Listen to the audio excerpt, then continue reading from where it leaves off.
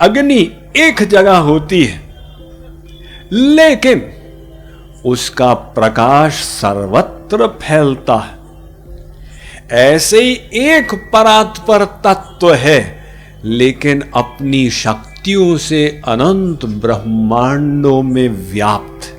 माया देवी संसार बना दे, अब वो माया शक्ति में हलचल प्रारंभ होने लग गई, तो वहां से वो शक्ति विकसित हुई, अगला तत्व बना महान। वो महान विकसित हुआ, अगला तत्व बना अहंकार।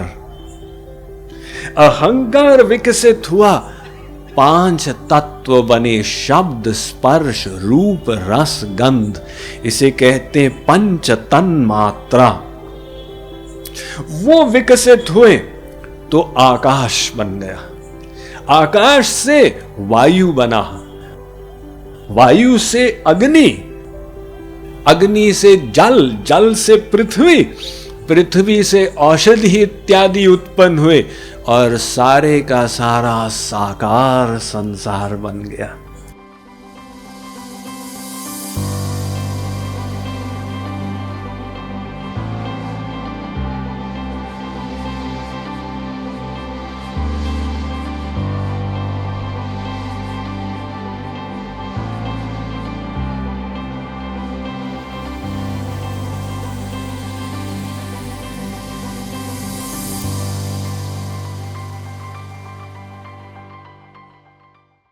भगवद गीता 9वां अध्याय 4था श्लोक।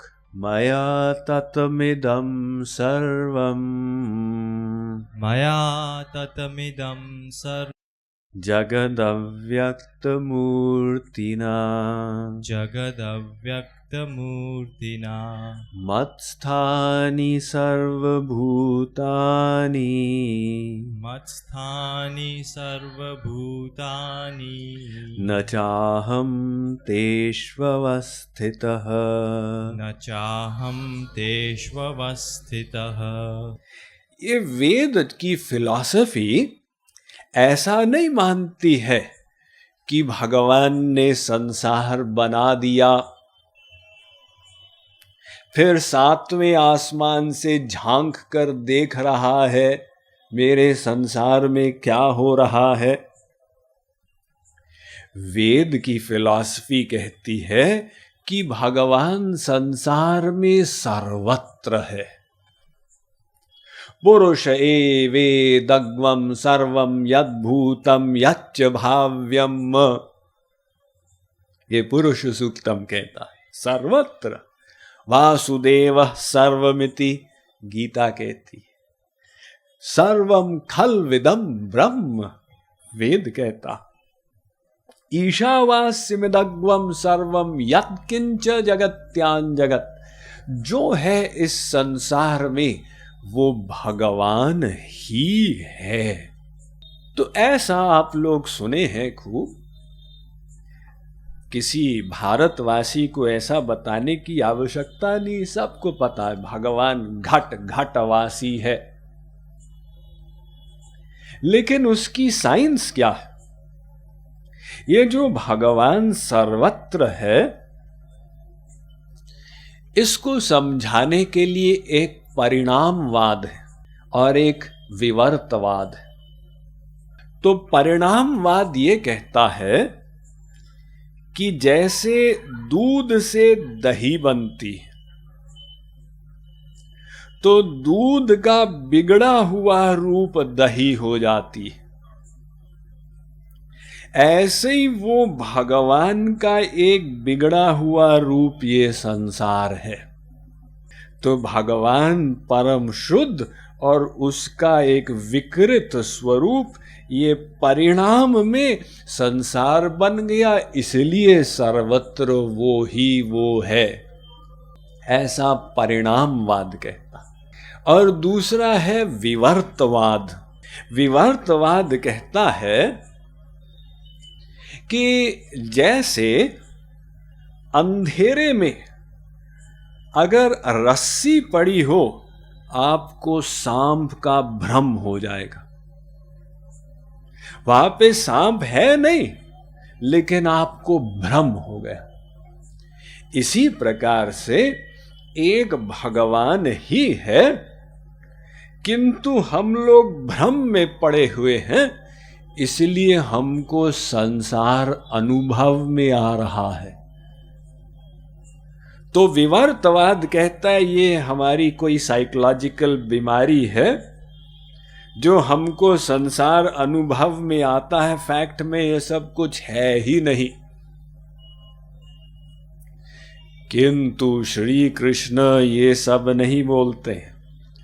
भूमिरापो नलो वायु खम मनो बुद्धिरेव च अहंकार इति अन्ये भिन्ना प्रकृतिरष्टधा। वे कहते हैं अर्जुन, ये तू जो देख रहा है ना, ये भूमि, जल, वायु, अग्नि, आकाश, मन, बुद्धि, अहंकार, ये सब भगवान की शक्तियां हैं। अर्थात श्री कृष्ण ने क्या समझाया, ये संसार न कोई विवर्त है न परिणाम है, ये भगवान की शक्ति का विस्तार है। अपनी शक्तियों को विकसित करके भगवान संसार प्रकट कर दिए। एक साइंटिस्ट हुए थे एल्बर्ट आइंस्टाइन, तो उन्होंने एक इक्वेशन निकाली थी, E = mc²। कोई भी स्थूल पदार्थ हो, ये ऊर्जा में परिवर्तित किया जा सकता है। कितनी ऊर्जा? वो m को आप स्पीड ऑफ लाइट का स्क्वायर करके मल्टीप्लाई करो, इतनी ऊर्जा। इसलिए जो परमाणु बम है ना, ये आइंस्टाइन की थ्योरी के आधार पर बना कि आप स्थूल पदार्थ को, प्लूटोनियम को, यूरेनियम को नष्ट करो, इतनी ऊर्जा निकल आए। तो जब आइंस्टाइन ने ऐसी थ्योरी निकाली तो लोगों का दृष्टिकोण ही बदल गया कि जिसको हम स्थूल पदार्थ समझ रहे थे, ये भी एक प्रकार की शक्ति ही है। तो ये शक्ति के विभिन्न स्वरूप हैं। तब से 100 वर्ष बीत चुके हैं। वैज्ञानिक लोग इस खोज में हैं कि जितनी शक्तियां हैं संसार में, जितने स्थूल पदार्थ हैं, मैटर, इन सब को एक इक्वेशन में अगर हम बांध सकें, इसको कहते हैं यूनिफाइड फील्ड थ्योरी। इसकी खोज में विज्ञान 100 वर्ष से लगा हुआ, लेकिन आज तक कोई समाधान नहीं हुआ। किंतु श्री कृष्ण गीता में उसका समाधान 5000 वर्ष पहले कर दिए थे। उन्होंने कहा, अर्जुन, ये एक ही शक्ति है। वो शक्ति सूक्ष्म रूप में महाप्रलय काल के समय प्रकृति के रूप में होती। तो उस प्रकृति को किसी किसी दर्शन शास्त्र में हिरण्यगर्भ भी कहा गया। हिरण्यगर्भ, वो गर्भ जिससे संसार प्रकट हुआ और उसके जीव प्रकट हुए। ये हिरण्यगर्भ, माया का गर्भ। जब भगवान सृष्टि करना चाहते हैं, वे दृष्टिपात करते हैं अपनी माया शक्ति की ओर, तो प्रकृति में हलचल प्रारंभ हो जाती। भगवान के संकल्प मात्र से, वे सत्य संकल्प है, सोचा। हमारे जैसे नहीं, घर बनाना है, कॉन्ट्रैक्टर को बुलावे, इंजीनियर को, आर्किटेक्ट को, एक ईंट, अरे भाई कितनी देर लगेगी, 3 महीने हो गए, तुम घर पूरा नहीं कर रहे। ये मनुष्य सत्य संकल्प नहीं है, भगवान सत्य संकल्प। सोचते हैं माया देवी संसार बना दे, अब वो माया शक्ति में हलचल प्रारंभ होने लग गई, तो वहां से वो शक्ति विकसित हुई, अगला तत्व बना महान।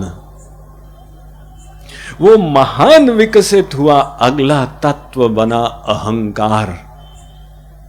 अहंकार विकसित हुआ 5 तत्व बने शब्द, स्पर्श, रूप, रस, गंध, इसे कहते हैं पंच तन्मात्रा, वो विकसित हुए तो आकाश बन गया। आकाश से वायु बना, वायु से अग्नि, अग्नि से जल, जल से पृथ्वी, पृथ्वी से औषधि इत्यादि उत्पन्न हुए और सारे का सारा साकार संसार बन गया। तो ये सब एक शक्ति के अनफोल्डिंग से संसार प्रकट हुआ। तो ये संसार क्या है? भगवान की शक्ति है। एक देश स्थितस्याग्निर्ज्योत्स्ना विस्तारिणी यथा परस्य ब्रह्मणः शक्तिस्तथेदमखिलम जगत। नारद पांचरात्र कहता है, जैसे अग्नि एक जगह होती है लेकिन उसका प्रकाश सर्वत्र फैलता है, ऐसे ही एक परात्पर तत्व है लेकिन अपनी शक्तियों से अनंत ब्रह्मांडों में व्याप्त है। तो क्योंकि ये शक्ति है भगवान की, शक्ति शक्तिमान से भिन्न नहीं होती, इसलिए कह सकते हैं कि ये भगवान सर्वत्र व्याप्त है। तो श्री कृष्ण ने कहा, अर्जुन मैं सब जगह हूं, लेकिन फिर भी इस सब से परे हूं। क्यों? सब जगह है तो इससे परे क्यों है? क्योंकि ये सब भगवान की शक्ति तो है, लेकिन भगवान इससे अधिक है।